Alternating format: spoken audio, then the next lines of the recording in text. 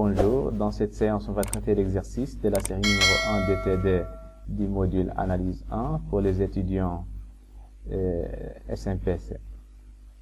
Alors, qu'est-ce qu'on a dans cet exercice? En utilisant le théorème des accroissements finis, montrer les inégalités suivantes. On a 4 inégalités, donc on va les démontrer en utilisant le théorème des accroissements finis. Alors tout d'abord, c'est quoi le théorème des accroissements finis? Donc je vais rappeler ici. En fait, vous pouvez voir le premier lien dans la description de cette vidéo. Vous allez trouver une séance dans laquelle j'ai rappelé le théorème des accroissements finis et le théorème de Rolle. Et j'ai fait des applications du théorème de Rolle. Alors, c'est quoi le théorème des accroissements finis? En fait, le théorème des accroissements finis, c'est un théorème qui s'applique sur, donc, elle se note, l'abréviation c'est TAF, comme ça. Le théorème des accroissements finis. Alors, soit f, une fonction définie sur un intervalle AB à valeur dans R, une fonction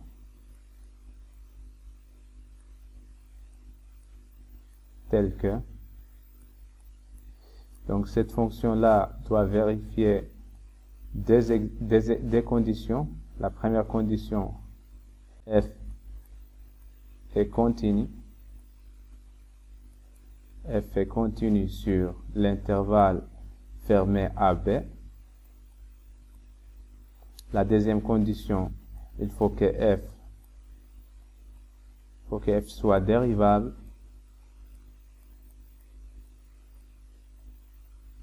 sur l'intervalle ouvert AB. Alors, donc si on a une fonction qui vérifie ces deux conditions-là, alors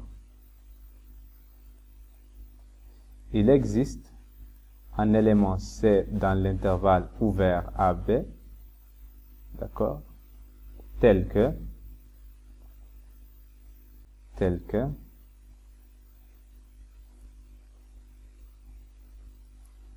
f' de C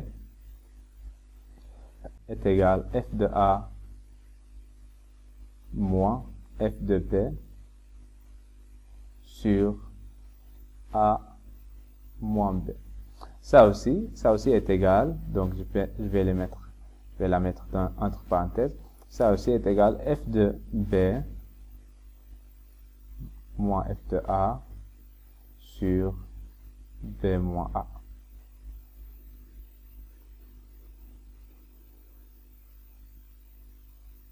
D'accord? En fait, il suffit de multiplier ici par moins ici et ici, et vous allez tomber sur ce résultat. Donc, vous avez le choix d'écrire f' de C est égal à f de A moins f de B sur A moins B, ou f de B moins f de A sur B moins A. D'accord? Donc, vous avez le choix. Les deux résultats sont corrects. Alors, maintenant, on va commencer par la première question. Donc, dans la première question, on a une fonction, on a cette inégalité-là. Alors, pour appliquer le théorème des accroissements finis, il faut bien sûr trouver une fonction f. Il faut chercher la bonne fonction f et le bon intervalle AB. Alors, pour trouver la fonction f et l'intervalle AB, il faut faire apparaître, ou bien il faut trouver cette forme-là, f de A moins f de B et A moins B, pour être sûr que c'est la bonne fonction et c'est le bon intervalle. D'accord? Alors, regardez ici, par exemple, donc ici, on a ça c'est de la forme f de x moins f de y, d'accord? Et ça c'est x moins y,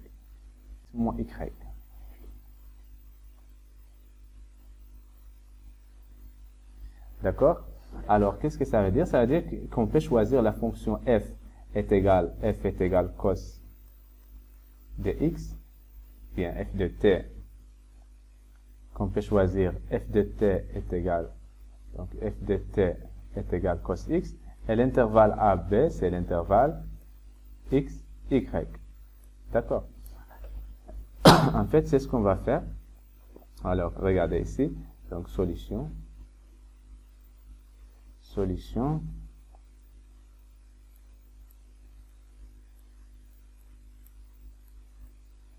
1. Alors tout d'abord, on va poser f de x. C'est la fonction. F de t, c'est la fonction cosinus de t. Et l'intervalle AB, on va le choisir, par exemple, l'intervalle AB, on va le choisir, c'est l'intervalle x, y. Alors, pour que ça soit un intervalle, c'est-à-dire un élément qui contient plus qu'un seul élément, alors il faut choisir, bien sûr, il faut distinguer les cas. Donc, si x est différent de y, maintenant, on va démontrer l'égalité en supposant que x est différent de y. Car regardez ici, les x et les y ici sont des éléments de R. Alors, il se peut qu'ils soient égaux, il se peut qu'ils soient différents. Donc, tout d'abord, on va traiter le cas où ils sont différents. Alors, on va supposer que x et y sont différents. Alors, bien sûr, on peut choisir que x est inférieur strictement à y. Pourquoi? En fait, les x et les y sont des nombres qui sont différents. Alors, nécessairement, l'un de ces nombres-là est le plus grand et l'autre va être le plus petit. Donc, on va appeler, puisque les x et les y jouent des rôles symétriques, ce sont des notations, alors on va noter le plus petit nombre, c'est le x, et on va noter le plus grand nombre, c'est le y. Alors, donc, en fait, on va appliquer les théorèmes sur cet intervalle-là. Alors, tout d'abord, il faut vérifier si les conditions du théorème sont vérifiées ou non. Donc, on a f. Est-ce que f est continu sur l'intervalle? Est-ce que f est continu sur l'intervalle ouvert et sur l'intervalle fermé? Regardez. Est-ce que f est continu sur l'intervalle fermé AB? Alors, on a f est continu sur AB car on sait que la fonction qui est associée à t cosinus de t est continue sur R. C'est une fonction isienne qui est définie et continue sur R. Alors en particulier, elle va être continue sur cet intervalle-là. Donc la deuxième condition, donc la deuxième condition, on a f est dérivable. L'intervalle AB ici, ça veut dire c'est l'intervalle xy, d'accord? Donc on a f est dérivable sur l'intervalle AB. Pourquoi? Car la même raison, cosinus de t est dérivable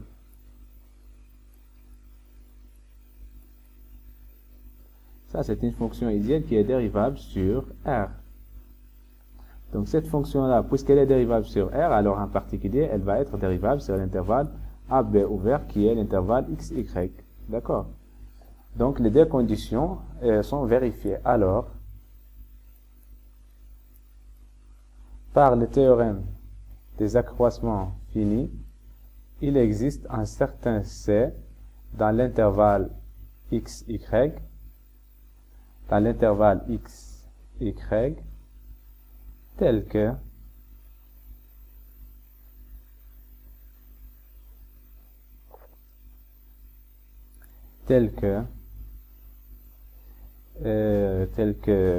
f' de C, je vais l'écrire ici, f' de C est égal à f de x moins f de y, c'est-à-dire f de a moins f de b sur a moins b, x moins y. D'accord? Alors, on a ça. Donc, c'est-à-dire quoi? C'est-à-dire cosinus x moins cosinus y sur x moins y. Vous voyez? Alors maintenant, ça c'est quoi? C'est quoi f'? F' c'est moins sinus, donc c'est-à-dire, donc cela implique, ça, la dérivée de la fonction cosinus, c'est moins sinus. Donc c'est moins sinus de C est égal à cosinus de x moins cosinus de y sur x moins y.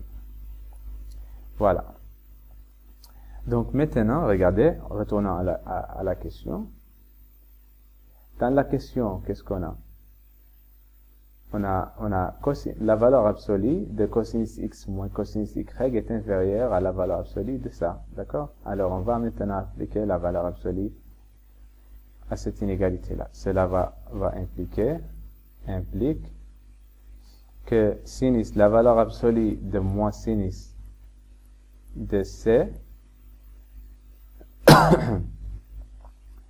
qui est égal, on sait que la valeur absolue de moins a, c'est la valeur absolue de a. D'accord? D'accord?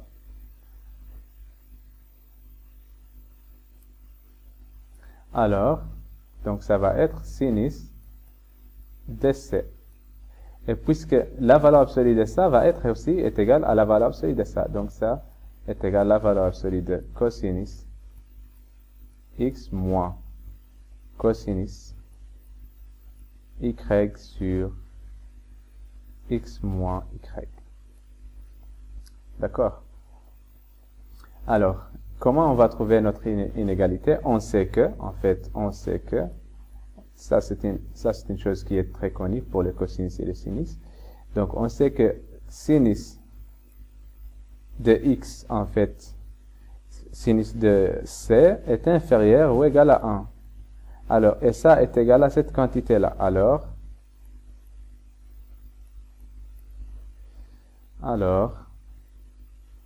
cosinus x moins cosinus y sur x moins y est inférieur ou égal à 1. D'accord? La valeur absolue ici. Donc, bien sûr, la valeur absolue, on sait que la valeur absolue. Donc, je rappelle que la valeur absolue de alpha sur bêta est égale à la valeur absolue de alpha sur la valeur absolue de bêta. D'accord? Alors, retournons ici. Donc, ça c'est quoi? Donc, ça va être cosinus de x moins cosinus de y. Pardon, oui, la valeur absolue de cosinus x sur cosinus moins cosinus de y sur la valeur absolue de x moins y. Alors, c'est ça. Donc, c'est pourquoi ici, on a ça. Cette valeur absolue-là, sur cette valeur absolue-là, est inférieure à 1. Donc, cosinus de x moins cosinus de y est inférieur, on va amener ça de cette partie-là. Ou bien, on va multiplier cette inégalité-là par la valeur absolue de x moins y, qui est une valeur positive. Alors, ça va changer rien. Donc, je vais juste trouver ça. Alors, regardez maintenant notre est-ce que c'est ça ce qu'on veut? Donc, c'est exactement ça, c'est ce qu'on veut. D'accord? Alors, ceci pour x différent de y. Donc, ceci, quel que soit x, ceci, quel que soit x, y appartenant à R, avec x est différent de y. D'accord? Alors maintenant, on va vérifier les résultats pour x égale à y. Donc, si x égale à y, alors qu'est-ce qu'on a? C'est quoi cosinus?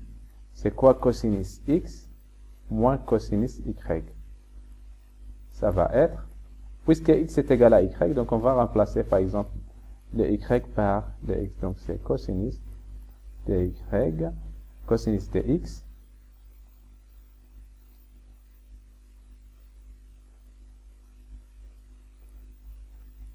d'accord? Donc, voilà, donc ça c'est quoi? Donc, c'est 0. Et on a aussi, c'est 0. Donc, c'est 0. Et ça est égal à x moins x. 0 est égal à la valeur absolue de x moins x, qui est x moins. Alors, on a bien cos x moins cos y est inférieur ou égal, puisqu'on a l'égalité, alors cette quantité-là est inférieure ou égale à cos x, la valeur absolue de cos x moins y. D'où le résultat quel que soit x. Donc on a montré le résultat, d'où quel que soit x,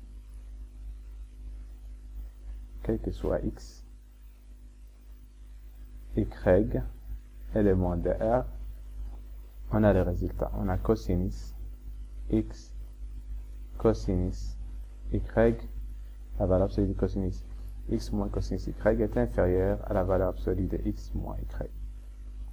Ce qui termine la première question.